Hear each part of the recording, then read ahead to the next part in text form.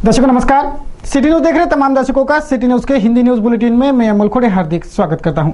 आइए आपको रूबरू कराते हैं अब तक के तमाम खबरों से। बुलेटिन की शुरुआत करेंगे जीने की राह इस पथदर्शक सुविचार माला के साथ।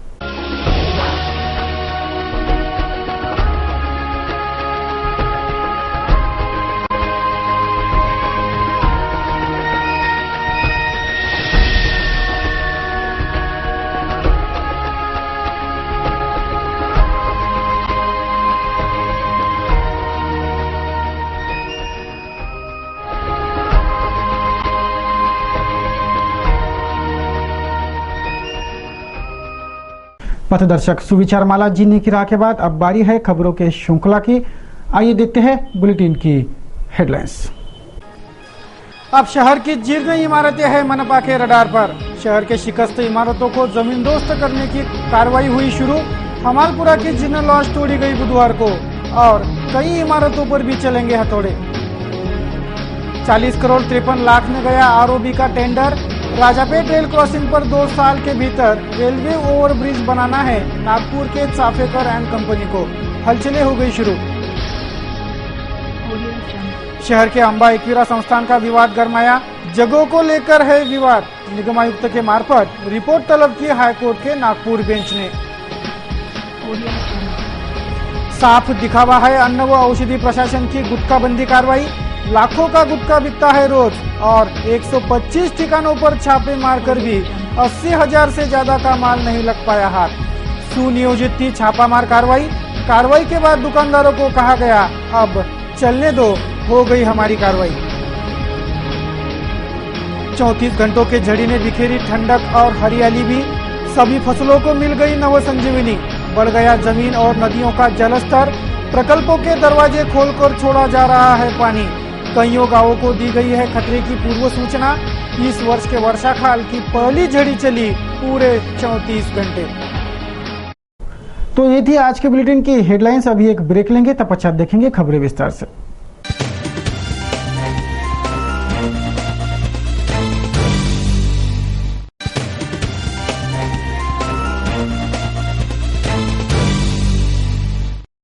आइए अब देखते हैं खबरें विस्तार से।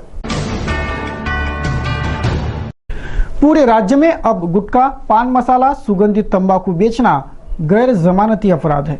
गुटखा बंदी का दायरा बढ़ाकर गुटखा बंदी को गैर जमानती अपराध के श्रेणी में लाकर कड़े सजा का प्रावधान हुआ, लेकिन कोई असर इस बंदी का गुटखा बिक्री पर हुआ नहीं है, क्योंकि अधिकारी वर्ग ही नहीं चाहते कि गुटखा माफिया से होती उनकी बड़ी कमाई बंद हो। रही बात बंदी की, तो बड़ों को आशीर्वाद और छोटों पर धौंस, यह भूमिका अन्न व औषधि प्रशासन की है। वही भूमिका अन्न व औषधि प्रशासन निभा रहा है। दिखावे के कार्रवाई में भी यह महकमा पीछे नहीं है।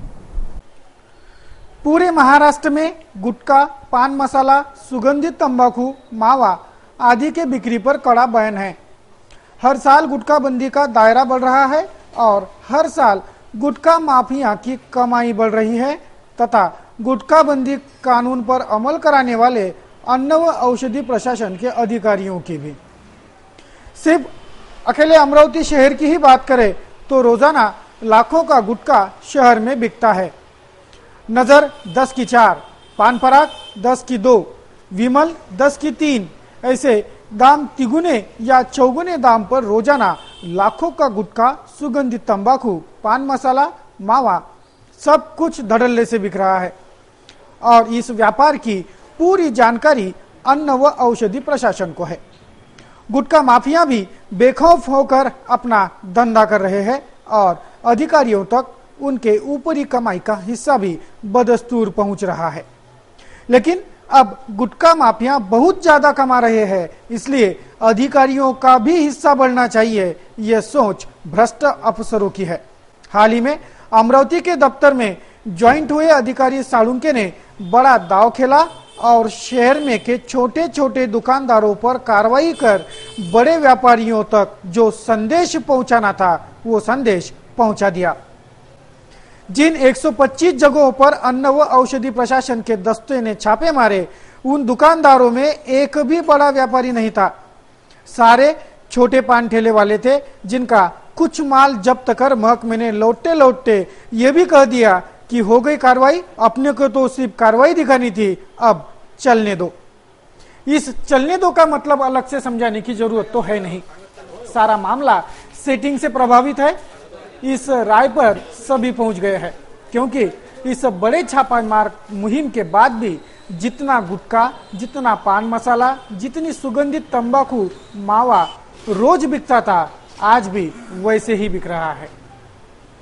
सिर्फ शहर में एक एक व्यापारी के पास लाखों का माल है। एक ही व्यापारी रडार पर लिया जाए तो उससे लाखों का माल बरामद होगा, लेकिन अन्न व औषधि प्रशासन ने पूरे 125 जगहों पर छापे मारे और 80,000 के ऊपर का माल इनके हाथ लग नहीं पाया।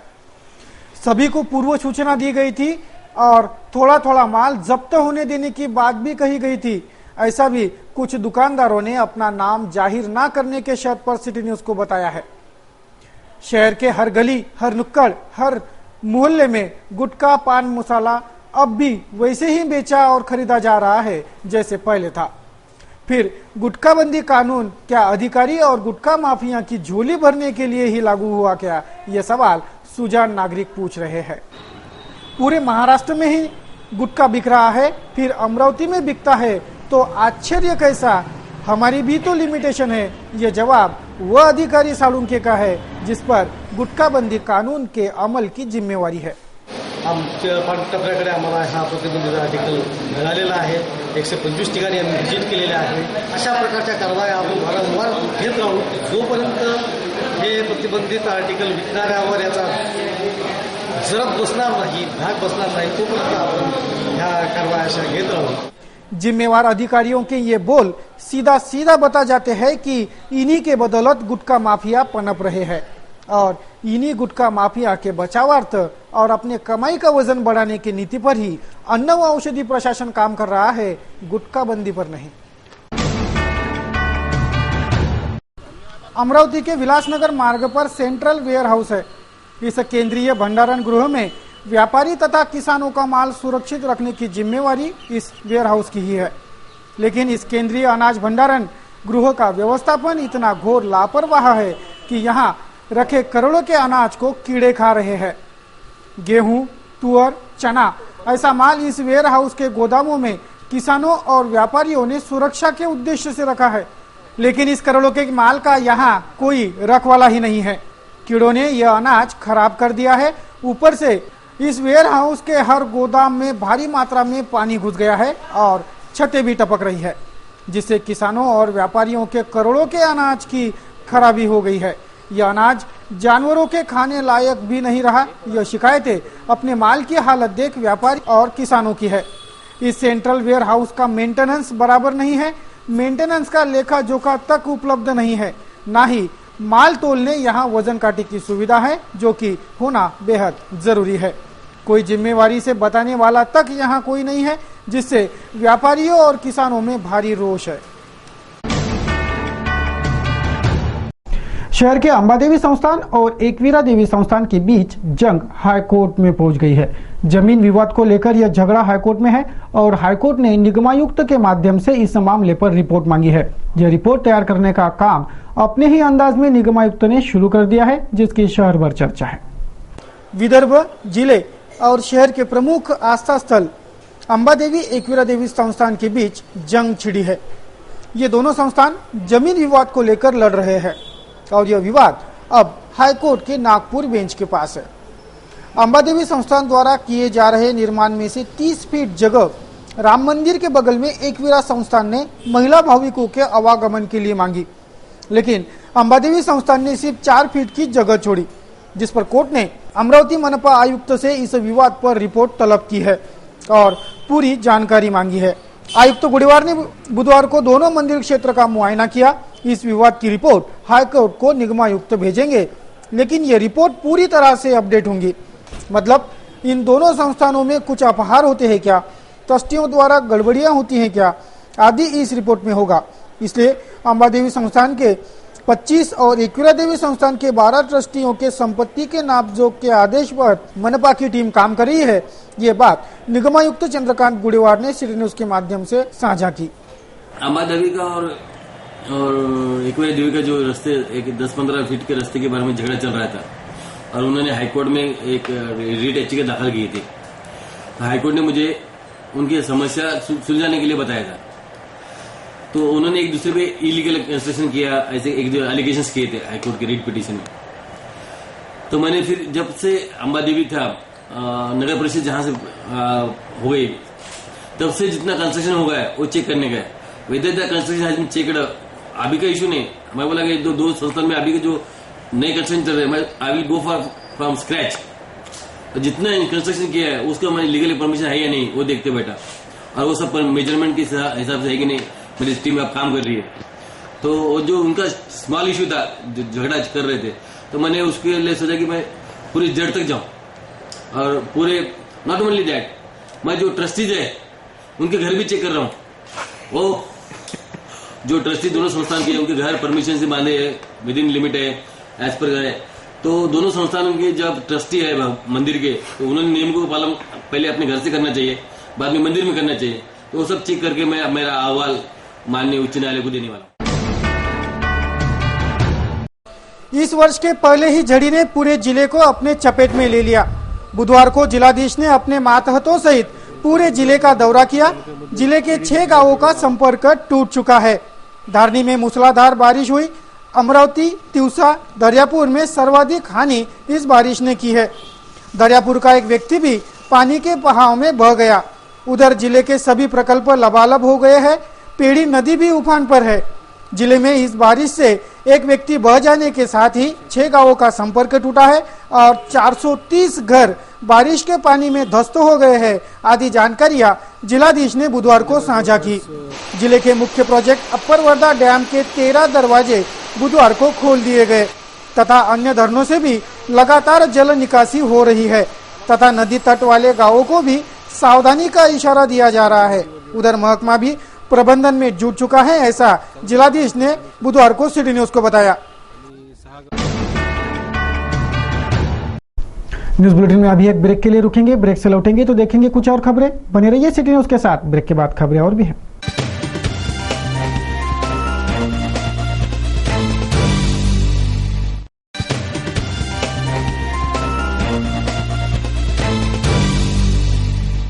ब्रेक पश्चात तमाम दर्शकों का फिर एक बार स्वागत है। आइए अब आपको रूबरू कराते हैं कुछ अन्य खबरों से। सोमवार और मंगलवार ऐसे 24 घंटों की झड़ी बुधवार की दोपहर रुक गई। इस वर्ष के बारिश की यह पहली झड़ी रही। 58 मिलीमीटर बारिश इन 34 घंटों में दर्ज हुई। इस बारिश ने जिले भर के सभी फसलों को नव संजीवनी दे दी है। उसी तरह कई समस्याओं को भी बढ़ा दिया है। इस वर्ष के वर्षा काल के पहली झड़ी का पूरे जिले ने मनमुराद आनंद लिया। सोमवार और मंगलवार ऐसे 34 घंटों की यह सावन की पहली झड़ी थी। बुधवार की दोपहर बारिश रुकी और सभी ने राहत की सांस भी ली, क्योंकि लगातार बरसते बारिश ने सब कुछ रोके रखा था। चारों ओर सिर्फ जल जमाव की ही तस्वीरें देखी जा रही थी। जिले के तिवसा में भी बारिश के पानी ने खूब उफान मारा। कईयों नागरिकों के घरों में बारिश का पाणी घुस गया था। हमारे संवाददाता ने वहां की अपडेट पहुंचाई।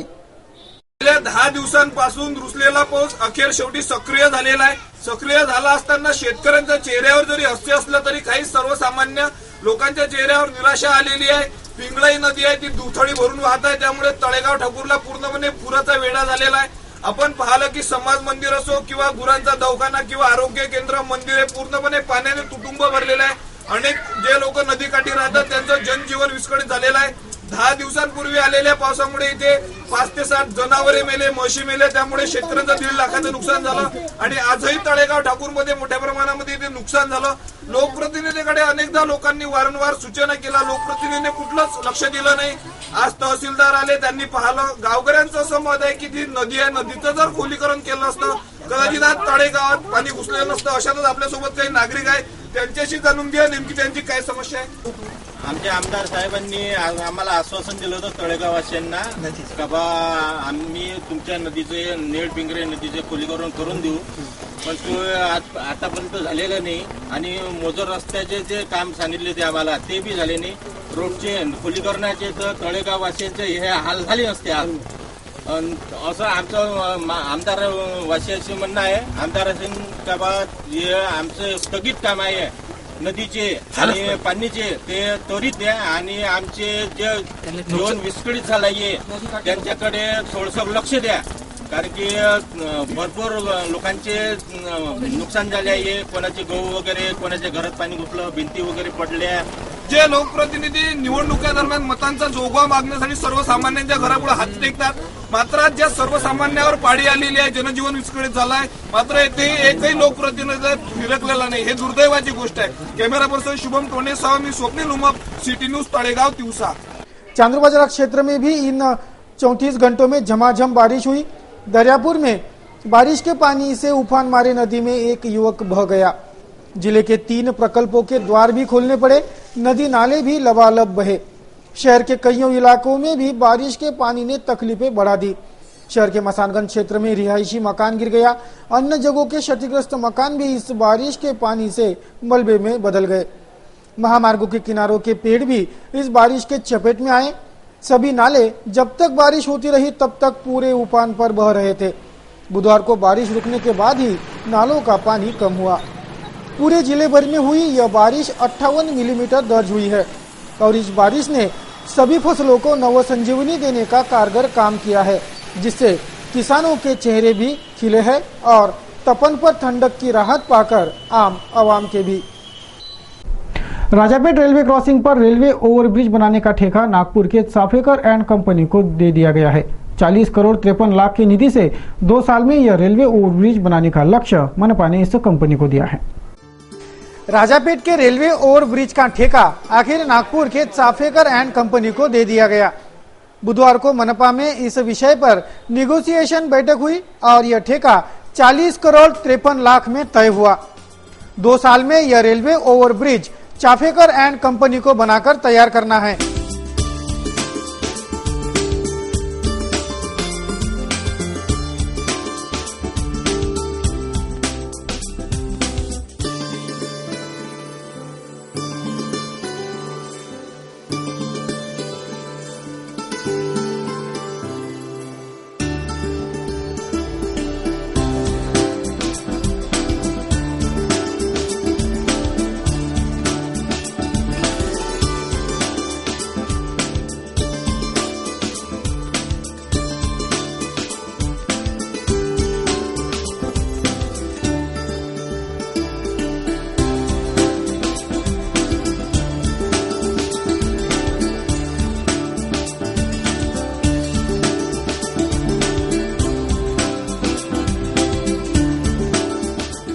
बीएसएनएल और महावितरण को इस क्षेत्र की तारें भूमिगत कराने के पत्र भी जारी हुए हैं तथा भूमि संपादन की प्रक्रिया भी जल्द ही पूरे होने जा रही है।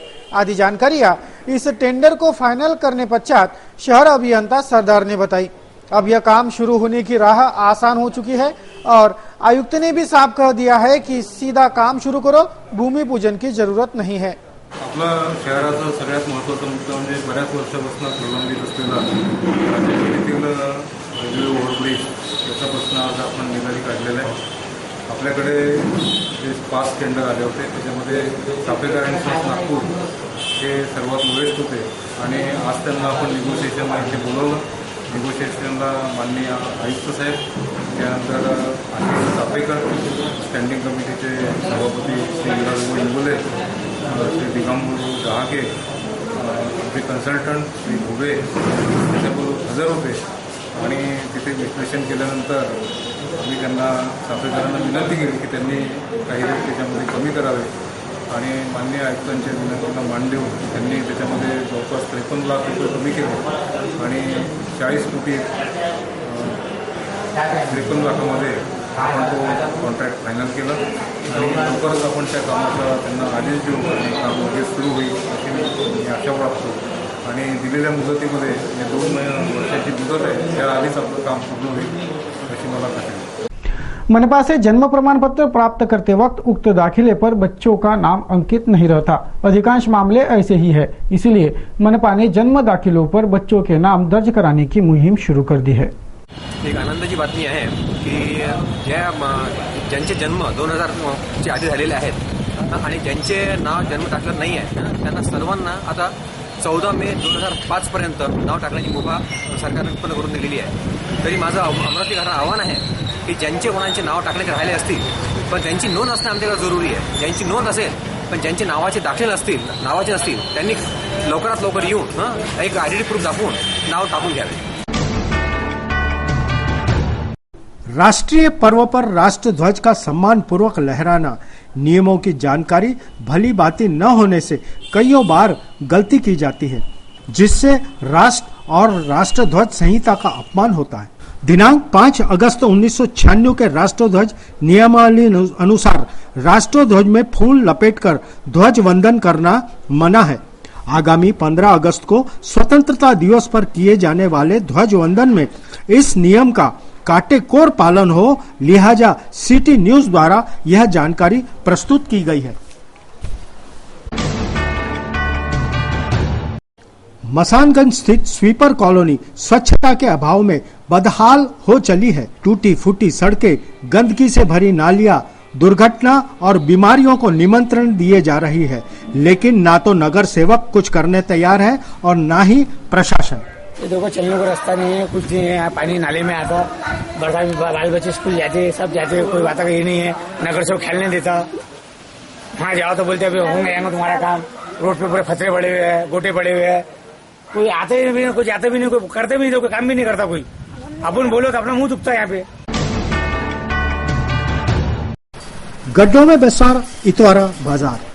महानगर का सर्वविदित इतवारा बाजार केवल 2 दिनों की बारिश में सड़ान मार रहा है. जगह जगह पानी भर चुका है और गड्ढे भरे पड़े. कीचड़ से सारी सड़कें सरोबार है. इलाका पूरा गंदगी से भर पड़ा है, जिससे नागरिकों को बड़ी असुविधा का सामना करना पड़ रहा है. ये भाई इतवारा बाजार की मस्जिद है और यहाँ पर लोग जो है इबादत के लिए आते हैं और इस रोड के ऊपर में बहुत ज्यादा गंदगी है. ये साफ होता नहीं है और पूरा रोड का जो उतार है, ढाल है, ये मस्जिद की तरह की है. और यहाँ से लोग नमाज के लिए इबादत के लिए मस्जिद में जाते हैं. और इबादत के लिए कपड़े बिल्कुल साफ होना चाहिए. किसी किस्म का गंदा आंख के ऊपर छींटा भी नहीं होना चाहिए. लेकिन ये गंदगी की वजह से लोगों को नमाज में जाने में डिस्टर्ब होता, तकलीफ होती, लोगों के कपड़े खराब होते क्या. और मेन मार्केट है इतवारा बाजार का, लिहाजा यहाँ पे ख्याल किया जाए. ये मस्जिद का जो एरिया है इसको साफ और सुंदर और स्वस्थ बनाया जाए. ये हमारी कॉर्पोरेशन से रिक्वेस्ट है. स्वर्गीय भीमराव जी कारंजकर ने अमरावती शहर का 900 वर्षों का इतिहास लिखकर महानगर की जनता और प्रशासन पर उपकार किया. उनकी हयाती में खंड 1 और 2 प्रकाशित हुए. पश्चात उनके निधन से खंड 3 का प्रकाशन खापरडी जी की देखरेख में हुआ. अब की चौथे खंड का प्रकाशन करने आम सभा ने मंजूरी दी है, लेकिन इतिहास की ये किताब कहाँ प्राप्त है, कैसे मिल सकती है, इसकी कोई जानकारी देने तैयार नहीं. सिटी न्यूज ने माननीय निगम आयुक्त से मनपा की वेबसाइट पर अमरावती का इतिहास किताब प्रदर्शित करने सुझाव दिया है, जो आयुक्त महोदय ने तुरंत स्वीकार किया है. क्या आपकी अपनी वेबसाइट है? आपने अब तक जितनी भी किताबें छापी है, क्या उसमें से कोई किताब वेबसाइट पे चढ़ा है? नहीं, मैंने तो कुछ नहीं. आप इजीली चढ़ा सकते हैं, कोई तकलीफ नहीं, क्योंकि वो किताबें उपलब्ध नहीं है और सारी दुनिया में लोग पढ़ना चाहते हैं. और वो देखते हुए ही मैंने किताब अपनी एक बना के आपको दिया भी है. दिया था, तो उसका कारण ये है. तो वो आप वेबसाइट पे लगा सकते.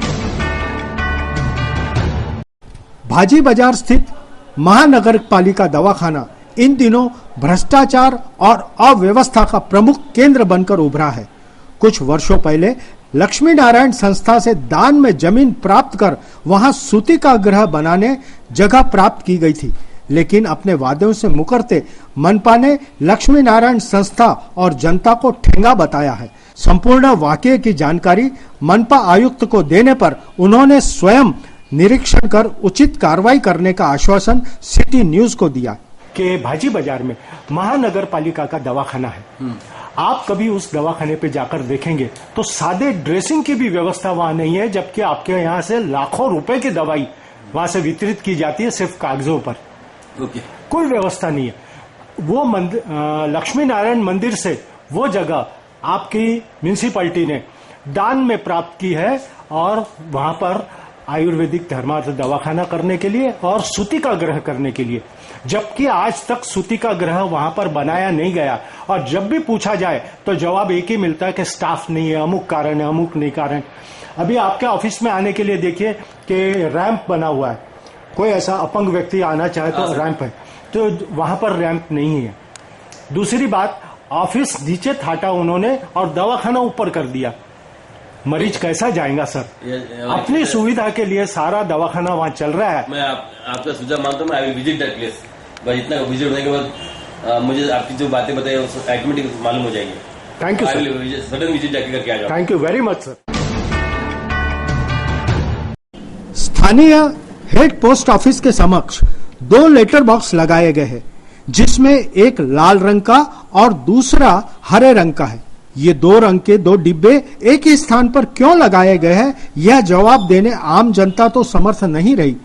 एक मंचले ने तो यूं कह दिया कि लाल डिब्बे की डाक भारत में वितरित होती है और हरे डिब्बे की पाकिस्तान को। अधिक चौकसी करने पर ज्ञात हुआ हरा डब्बा स्थानीय पत्रों के लिए है, भले ही उस पर विवरण न लिखा गया हो। हरे डब्बे में तो पानी जाने के लिए बाकायदा खिड़की भी बनी है, जिसमें पोस्ट किए गए पत्र गंगा जल में तैरते नजर आते हैं। सिटी न्यूज की जागरूक कैमरा टीम ने जब यह मसला हेड पोस्ट मास्टर की नजर में लाया तो उन्होंने ताबड़तोड़ गलती सुधारने का आश्वासन दिया। देखें लाल डिब्बे के मालिक कब अपना वादा निभा पाते हैं। शहर के हमालपुरा स्थित नरेंद्र उपाध्याय इनकी जीर्ण लॉज बुधवार को मनपा के तोड़ू दस्ते ने जमीन दोस्त कर डाली। 2010 से यह लॉज बंद है, लेकिन यह इमारत धोखादायक हालात में खड़ी थी। अब तो यह इमारत गिरना भी शुरू हो गया था, जिस पर मनपा ने बुधवार को एक्शन में आकर यह बिल्डिंग गिरवा दी। शहर के अन्य क्षेत्रों के जीर्ण और धोखादायक इमारतों पर भी ऐसी ही तोड़ू कार्रवाई मनपा करने वाली है।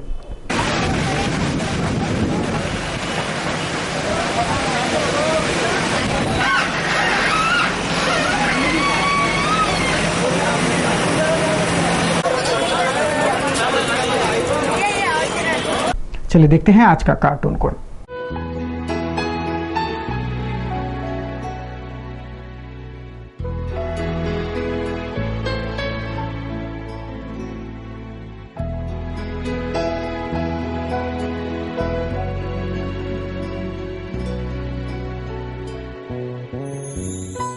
चलते चलते अब करेंगे मौसम समीक्षा, देखेंगे आज कल के मौसम का हाल।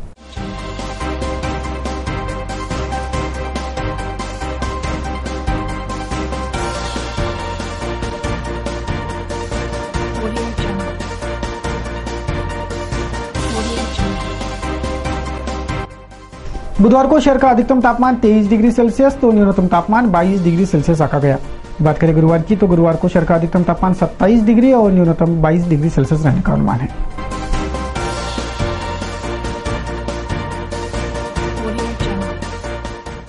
तो दर्शकों, इस बुलेटिन में बस इतना ही। बुलेटिन को देंगे विराम। बुलेटिन को विराम देने से पहले नजर डालेंगे बुलेटिन के हेडलाइंस पर। अब शहर की जीर्ण इमारतें हैं मनपा के रडार पर। शहर के शिकस्त इमारतों को जमींदोस्त करने की कार्रवाई हुई शुरू। हमालपुरा की जीर्ण लॉज तोड़ी गई बुधवार को और कई इमारतों पर भी चलेंगे हथौड़े। 40 करोड़ 53 लाख में गया आरओबी का टेंडर। राजापेट रेल क्रॉसिंग पर 2 साल के भीतर रेलवे ओवरब्रिज बनाना है नागपुर के चाफेकर एंड कंपनी को। हलचलें हो गई शुरू। शहर के अंबा एकवीरा संस्थान का विवाद गरमाया। जगहों को लेकर है विवाद। निगम आयुक्त के मार्फत रिपोर्ट तलब की हाईकोर्ट के नागपुर बेंच ने। साफ दिखावा है अन्न व औषधि प्रशासन की गुटखाबंदी कार्रवाई। लाखों का गुटखा बिकता है रोज और 125 ठिकानों पर छापे मारकर भी 80,000 से ज्यादा का माल नहीं लग पाया हाथ। सुनियोजित थी छापामार कार्रवाई। कार्रवाई के बाद दुकानदारों को कहा गया अब चलने दो, हो गई हमारी कार्रवाई। 34 घंटों के झड़ी ने बिखेरी ठंडक और हरियाली भी। सभी फसलों को मिल गई नवसंजीवनी। बढ़ गया जमीन और नदियों का जलस्तर। प्रकल्पों के दरवाजे खोलकर छोड़ा जा रहा है पानी। कईयों गांवों को दी गई है खतरे की पूर्व सूचना। इस वर्ष के वर्षाकाल की पहली झड़ी चली पूरे 34 घंटे। तो ये थे आज के बुलेटिन के हेडलाइंस। अब लेते हैं आपसे विदा। सिटी न्यूज के बारे में आप सभी से सुझाव एवं विचार सादर आमंत्रित है। हमारा पता है सिटी न्यूज कार्यालय धनराज लेन सक्कर 7 अमरावती। हमारा दूरभाष क्रमांक है 2570-326। हमारी वेबसाइट www.citynews.net.in। ताजा तरीन खबरों के लिए देखते रहिए अमरावती का number 1 news channel city news. कुछ और ताजा तरीन खबरों को लेकर जल्द हाजिर होते हैं, तब तक के लिए दीजिए इजाजत। जय हिंद।